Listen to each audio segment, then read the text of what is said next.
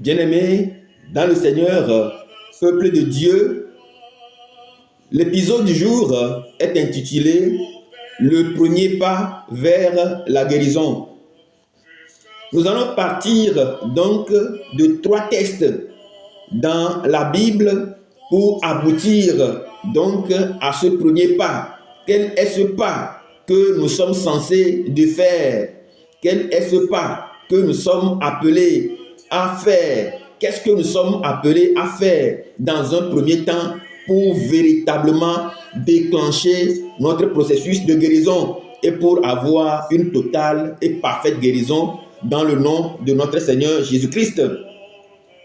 Lorsque nous prenons le livre de Agé, chapitre 1, verset 6, la Bible déclare ceci: « Le salaire de celui qui est à gage tombe dans un sac percé. » Le salaire de celui qui est à gage tombe dans un sac percé. Le salaire de celui qui est à gage tombe dans un sac troué.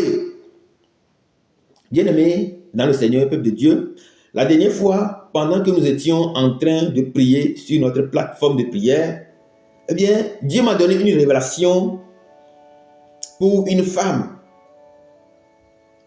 Dans la vision, je la voyais marcher avec un sac à la main. Et tout ce que contenait le sac est complètement déversé sur la route. Ça veut dire que son sac est percé, son sac est troué, comme le dit la parole de Dieu dans Agé chapitre 1, verset 6. Le salaire de celui qui est à gage tombe dans un sac troué, tombe dans un sac percé. Bien-aimé dans le Seigneur, peuple de Dieu, toi aussi, ton sac est peut-être tombé. Ce n'est peut-être pas tes finances qui ont des problèmes. Ce n'est peut-être pas tes enfants qui ont des problèmes. Ce n'est peut-être pas les membres de ta famille qui ont des problèmes. Mais c'est peut-être, comme le dit le livre de Zacharie, que tes yeux sont pourris dans tes orbites spirituellement et que tu ne vois absolument rien. Ou peut-être que tes pieds sont tombés en pourriture pendant que tu es encore debout, comme le dit le livre de Zacharie. Peut-être que tes pieds sont tombés en pourriture et tu ne peux pas aller de l'avant ni venir en arrière. Ça veut dire que tu as eu un blocage spirituellement et physiquement d'ailleurs. Si tu as l'hémiplégie et que tu ne peux pas faire des allers-retours, tu ne peux pas bouger. Ou peut-être c'est ta langue qui est tombée en pourriture dans le livre de Zacharie, comme nous le savons tous. Bien-aimés dans le Seigneur, peuple de Dieu, ce sont aussi donc des signes que nous sommes véritablement en possession d'un sac qui est troué, d'un sac qui est percé. Et donc, tout ce qui est l'essence, tout ce qui fait même l'essence de notre vie, tout ce qui est l'important dans notre vie commence véritablement par s'épuiser. Notre vie peut-être commence par s'épuiser. Bien-aimé, dans le Seigneur, peuple de Dieu, as-tu un sac troué?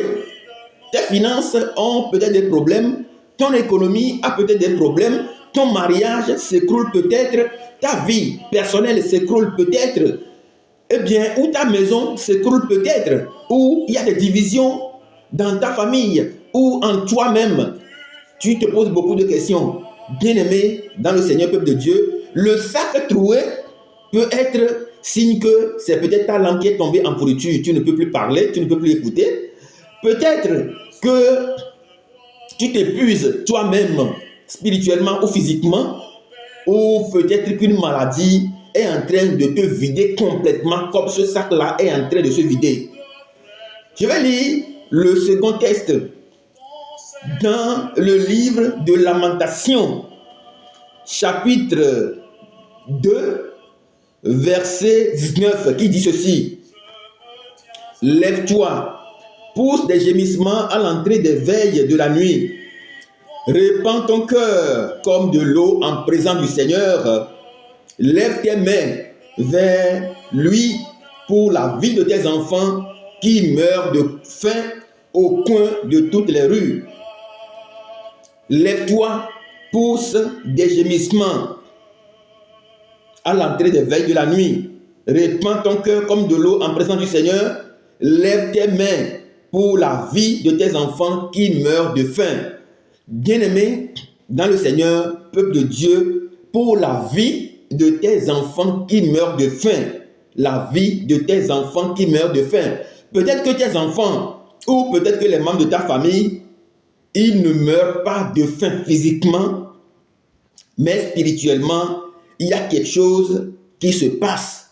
Spirituellement, il y a une stérilité dans la vie spirituelle, il y a une stérilité dans la vie physique. Rien ne marche, rien ne marche, rien n'avance, rien ne change. Il n'y a pas de transformation. Ça aussi, c'est la mort.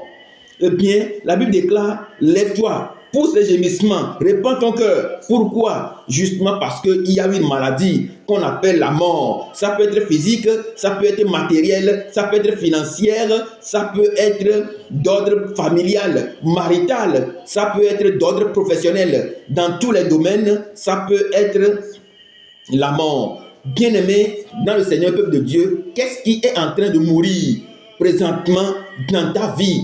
Qui est en train de mourir pour toi? Ici, la Bible déclare, lève-toi. Dans le premier verset, nous voyons que c'est plutôt la personne concernée qui marche et dont son sac est troué. C'est la personne elle-même qui est concernée. C'est la personne elle-même qui est malade. C'est la personne elle-même qui est souffrante. C'est la personne elle-même qui ressent des douleurs. C'est la personne elle-même qui est à problème. C'est la personne elle-même qui ne se reconnaît plus.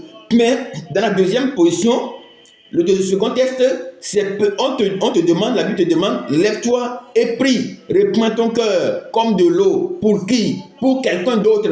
Ça peut ne pas être tes enfants, ça ne peut pas être directement tes enfants, ça ne peut pas être peut-être tes enfants, les enfants de tes enfants, ou ça ne peut pas être des membres de ta famille, mais toujours est-il que dans ton voisinage, toujours est-il que dans ta famille lointaine, il y a quelqu'un qui est malade, il y a quelqu'un qui meurt de faim, spirituellement, physiquement, il y a quelqu'un qui est en danger. La Bible déclare, lève-toi, tu dois prier pour cette personne. C'est pourquoi tu dois prier, c'est pourquoi tu dois t'engager dans la mobilisation de tes prières. La Bible déclare que c'est peut-être quelqu'un qui est lointain pour toi, qui est malade. Mais dans le premier texte, c'est peut-être pour toi-même qui est malade. Eh bien, ton sac est troué.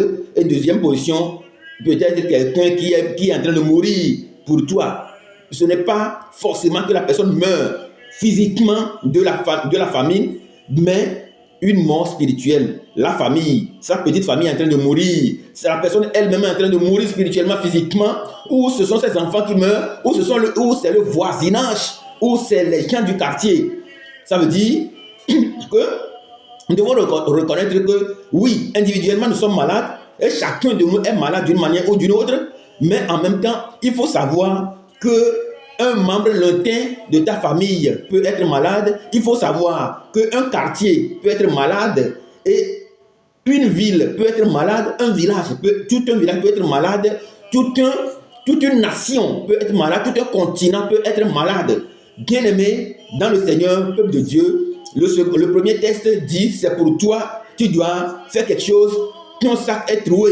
Tu dois savoir quand ton sac est trouvé, quand quelque chose se passe mal dans ta vie, eh bien, ça veut dire quoi? On va revenir là-dessus. Et le deuxième texte, c'est quelqu'un d'autre pour qui tu dois prier. Peut-être pour une nation complète. Dieu, dans sa parole, déclare qu'il est en train de chercher quelqu'un qui doit nécessairement se mettre à la brèche pour prier, engager des semaines de prière, mobiliser toute une forme de prière pour pouvoir sauver quelque chose. Et dans le troisième texte que nous tirons de l'évangile de Luc, chapitre 24, la Bible déclare que les disciples d'Emmaüs faisaient donc route vers un village qui s'appelle Emmaüs. Pourquoi? Emmaüs est à 2 heures de marche de Jérusalem. Mais ils marchaient. Ils n'avaient pas pris de moyens de transport. Ils marchaient.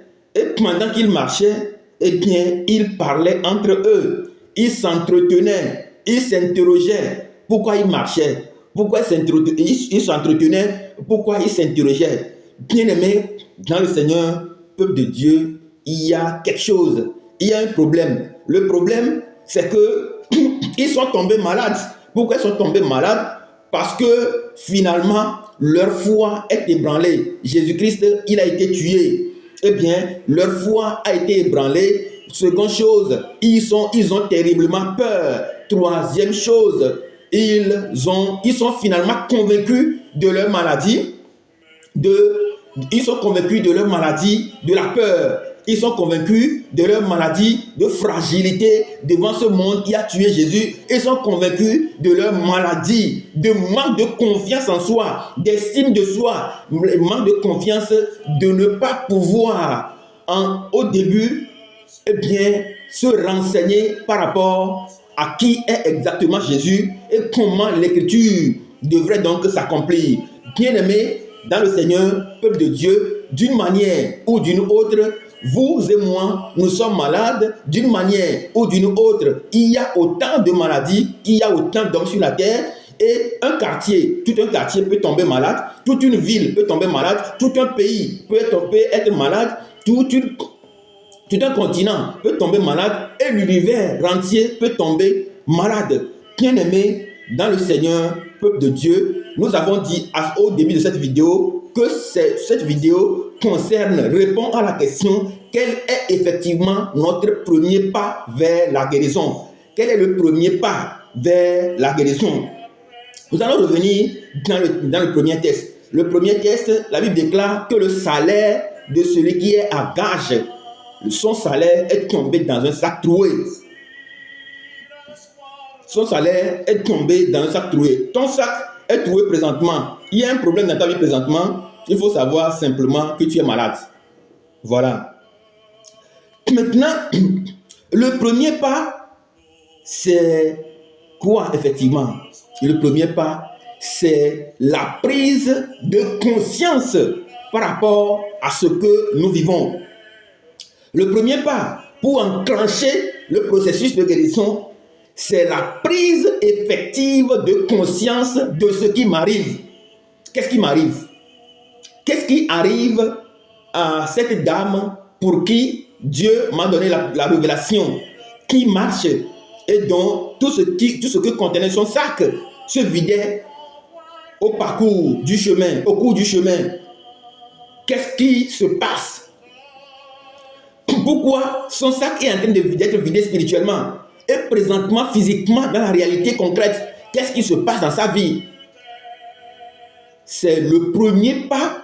Le premier pas, en réalité, c'est la prise de conscience. Qu'est-ce qui m'arrive?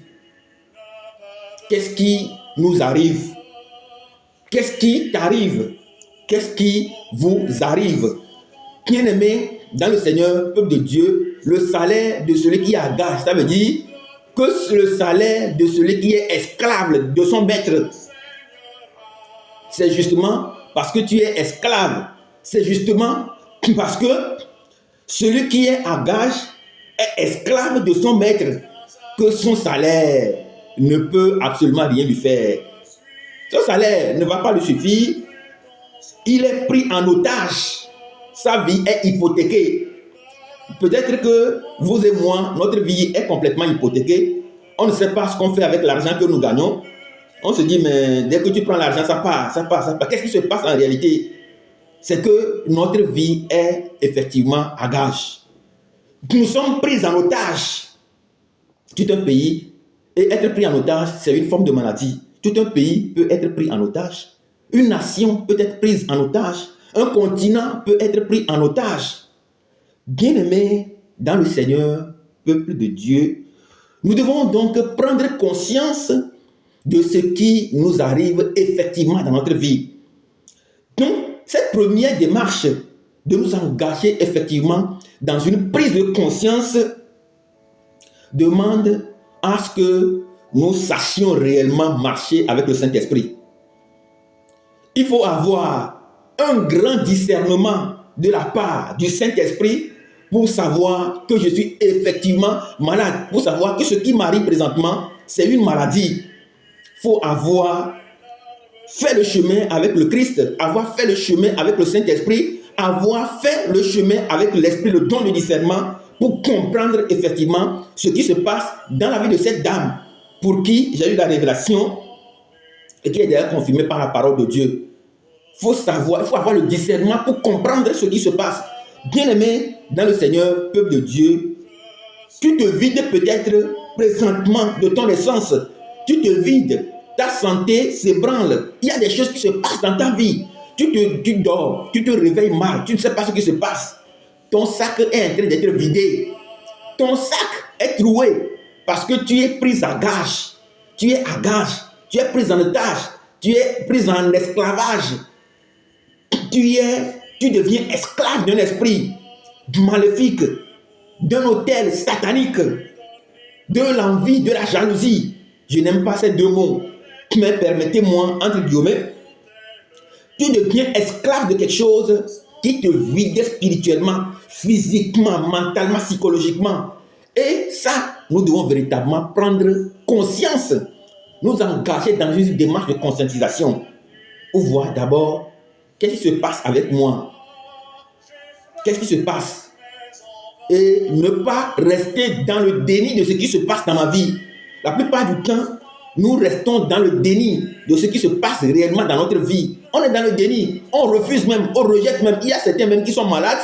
Je me rappelle, il y a une femme qui était malade en 2015-2016 et on lui a dit, va consulter le médecin pour voir si vraiment tu es malade.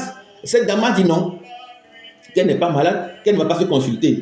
2014, elle est malade. 2015, elle est toujours malade. 2016, ça n'allait pas. Et quand la maladie s'aggravait finalement, on l'a amenée consulter un médecin. Et après analyse, il s'est fait que cette dame est contaminée par le VIH-Sida et elle en est morte après. Bien-aimé, dans le Seigneur, peuple de Dieu, le premier pas ici, c'est la prise de conscience de ce qui m'arrive spirituellement ou physiquement. Je prends conscience. Pour prendre conscience d'un mal, il faut être soi-même. Il faut marcher avec le Saint-Esprit, marcher avec le Christ. Bien-aimé, dans le Seigneur, peuple de Dieu, vous pouvez consulter n'importe quel esprit dans ce monde pour avoir de l'argent. Mais le même esprit maléfique qu'il soit ne peut pas vous donner le don du discernement. C'est pourquoi je vous invite donc à venir à Christ. Je vous invite à venir à Jésus-Christ. Je vous invite à donner votre vie à Christ Jésus. Nous lisons dans Daniel chapitre 5 que pendant que le roi festoyait avec ses amis, eh bien, il est arrivé qu'il a eu une vision, la main d'un homme en train d'écrire sur le mur du palais royal. Ce chef, ce roi, est tombé complètement malade sur le champ. Il est malade sur le champ. Il avait terriblement peur. Ses genoux tremblotaient. Il était devenu complètement malade. Et il pensait que ceux qui le soutenaient, ceux qui lui donnaient de la force, ceux qui l'encourageaient dans ses mauvais choix, il pensait que ceux-là pouvaient avoir ce don de discernement pour savoir concrètement ce qui se passe, pour lui dire la vérité, pour qu'il change. Malheureusement, alors qu'il a eu la vision et qu'il cherchait quelqu'un parmi ses amis, les Chaldéens, les devins, les sorciers, tous ceux qui l'entouraient, les magiciens, eh bien, malheureusement, il n'a pas trouvé quelqu'un qui puisse véritablement lui interpréter la révélation et lui dire quoi faire. C'est à la dernière minute, bien aimé dans le peuple de Dieu, que sa femme est intervenue dans la situation pour dire, il y a un homme qui marche avec Dieu, qui marche continuellement avec Dieu, qui a continuellement Dieu sous ses yeux, qui ne tremble pas, qui est un homme de lumière, qui a de la sagesse semblable à celle de Dieu. Cet homme-là, il est là dans ton royaume. Eh bien, il peut t'aider. Bien-aimé, dans le Seigneur, peuple de Dieu, on a appelé Daniel et Daniel a aidé le roi. Sauf que, malheureusement, c'était trop tard. C'était trop tard. Le don de discernement était venu en retard. Bien-aimés dans le Seigneur, peuple de Dieu, ne sois pas en retard. Ne soyons pas en retard à reprendre la route avec le Christ Jésus. Ne soyons pas en retard à reprendre le Christ, le chemin de la victoire, le chemin du Christ, le chemin de la vie, le chemin de l'amour, le chemin de la vérité dans le nom puissant de notre Seigneur Jésus-Christ. Bien-aimés dans le Seigneur, peuple de Dieu, dans le deuxième texte aussi, nous voyons la même chose. La Bible dit, lève-toi, lève-toi, prends conscience qu'il y a un mal qui te guette, qu'il y a des gens qui sont malades pour toi, même si ce ne sont pas tes enfants, même si ce ne sont pas des gens qui sont proches de toi, même si ce ne sont pas des gens qui sont loin de toi, que tu connais, mais il y a quand même quelqu'un qui est malade, que tu dois sauver, pour qui tu dois te mettre à la brèche, prier, répandre ton cœur, verser ton cœur comme de l'eau devant l'Éternel. Lève-toi et prie parce qu'il y a des malades. Nous devons aussi prier pour les malades. Nous devons prendre conscience de nos maladies, que nous-mêmes sommes malades. Nous devons prendre également conscience que les autres aussi sont malades. Et nous devons engager véritablement notre vie dans la mobilisation de prière. Nous devons avoir conscience de que nous sommes malades. Avoir conscience que nous sommes malades, discerner cette maladie, c'est commencer par marcher avec le Saint-Esprit. La sagesse dit la parole de Dieu. La crainte de l'Éternel, dit la parole de Dieu, est le début de la sagesse. Quand nous avons cette sagesse de discerner facilement les choses, de comprendre facilement les choses, d'interpréter facilement les choses, eh bien, nous pouvons réussir ce défi-là. Défi de rentrer définitivement dans le processus de notre guérison. Les disciples d'Emmaüs, ils étaient aussi malades. Ils avaient peur. Mais comme je le disais tantôt, ils avaient peur. Ils avaient peur. La peur, c'est une maladie qui tue très facilement. Et ils s'interrogeaient. Cette façon de s'interroger n'est pas peut-être la bonne manière, mais nous voyons que la solution même est là. Cette prise de conscience est là. Jésus est donc arrivé sur la scène comme cette prise de conscience. Il vient les rejoindre sur le chemin et il les aidait à reprendre conscience de ce qui se passe effectivement dans leur vie, pour leur dire, voici ce qui se passe, vous avez terriblement peur, vous faites ceci, vous faites cela, vous faites cela, vous repartez dans votre pays, dans votre village, parce que en réalité, vous avez peur. Et je suis venu vous donner cette prise de conscience, cet esprit de pouvoir discerner les choses. Et la Bible dit que eux-mêmes, ils ont dit finalement, pendant que Jésus leur parlait, leur cœur brûlait au-dedans d'eux. Ils étaient en joie. Même jusqu'à ce que quand Jésus voulait partir, ils ont dit, mais Seigneur, tu ne dois pas partir, viens rester avec nous. Parce que tu nous as donné cette prise de conscience.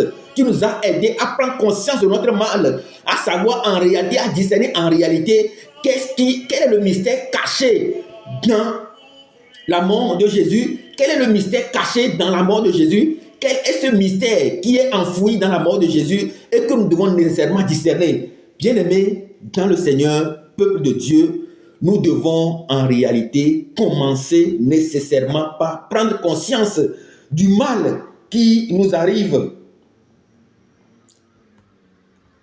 du problème dont nous souffrons effectivement dans notre vie pour nous engager définitivement sur le chemin de la guérison.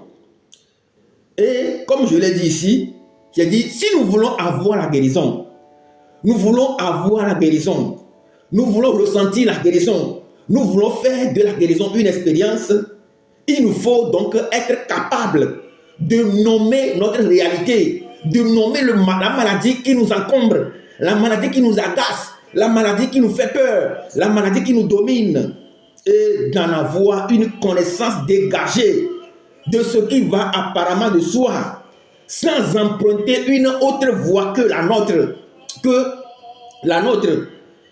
Il devient donc crucial que nous sachions donc que nous prenions sens, nous apprenions à faire sens de ce qui nous arrive, des problèmes dont nous souffrons, de la maladie dont nous souffrons, des difficultés dont nous souffrons, des problèmes dont nous souffrons, pour pouvoir finalement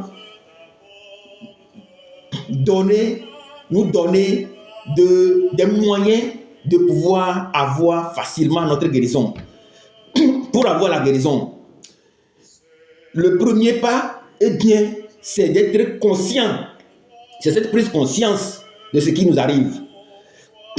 Et comme je l'ai dit dans ce que j'ai écrit, il faut que incessamment nous apprenions à dire concrètement, à savoir, à appréhender ce qui est quelle est cette maladie-là.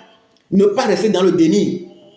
Parce que, bien aimé, dans le peuple de Dieu, si vous ne pouvez pas prendre conscience de votre maladie et de dire concrètement, de vous dire concrètement ce qui vous arrive, de discerner les choses, eh bien, peut-être c'est votre médecin que vous irez voir à l'hôpital qui vous dira autre chose, à part ce que vous-même vous souffrez, à part ce dont vous souffrez. Je nous mets à défi, je nous demande simplement de partager cette vidéo. Je n'ai jamais demandé de partager la vidéo, mais je nous demande de partager la vidéo parce que je vais sortir la prochaine fois de grandes révélations sur la guérison. Je vais donner de grandes révélations sur la guérison. Si vous ne savez pas prendre conscience de votre maladie, de votre mal, de ce qui vous gangrène, du cancer de votre vie, quelqu'un d'autre vous dira peut-être autre chose. Peut-être un médecin, peut-être un prophète quelque part, peut-être quelqu'un qui essaie de vous mentir pour vous soutirer de l'argent. Si vous ne savez pas prendre conscience et vous asseoir avec vous-même, de réfléchir et de connaître concrètement cette réalité de la maladie, eh bien, quelqu'un d'autre vous dira ce dont vous souffrez, mais d'une fausse manière. Quelqu'un d'autre vous engagera finalement dans une fausse voie, dans une fausse avenue, et vous soutirera facilement de l'argent, et après, vous allez mourir. Je vais finir donc avec un petit témoignage. Je me rappelle, ça fait à peu près 5 mois que j'étais là un jour à la maison, et qu'on m'appelle au téléphone. C'est mon grand frère aîné qui m'appelle au téléphone. Il me dit, mais ton frère, notre frère cadet, eh bien, il est présentement malade. Et tu sais qu'un homme de Dieu, un pasteur, était allé chez lui à la maison. Il a prié pour lui. Et après la maladie, l'homme de Dieu a dit qu'en réalité, c'est une incantation. Que mon frère cadet a été envoûté. Il a été envoûté spirituellement. Et il sent des bagues spirituelles dans sa côte et ça ne va pas. Et quand mon frère m'a appelé au téléphone, mon frère aîné m'a appelé au téléphone, je lui ai dit, écoute, que moi je sais que mon frère, il est malade, mais je sais qu'il ne souffre pas d'une maladie spirituelle. Mon frère, me connaissant bien, il m'a rigolé, il m'a dit, mais dis-moi ce qui se passe en réalité. J'ai dit, mais moi, je ne peux pas être ici et que mon frère de sang, celui avec qui je porte le même sang, il souffre d'une maladie spirituelle et que moi je ne peux pas savoir. Bien aimé dans ce peuple de Dieu, quand vous vous engagez à vivre une vie en Christ, une vie du Christ, une vie d'amour, une vie d'alliance avec le sang du Christ, tout ce qui se passe dans votre famille, que ce soit l'interne ou proche, Dieu, dans son amour, dans sa miséricorde infinie, va vous le révéler. Avant même que la chose ne se produise physiquement.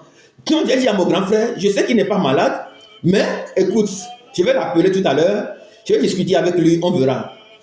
Et pendant que j'appelle mon grand frère au téléphone, on me fait savoir qu'il était le pasteur qui était venu prier avec lui, l'a amené dans son église. Donc là, ils vont aller ils vont prier jusqu'au matin. J'ai dit qu'il n'y a pas de problème.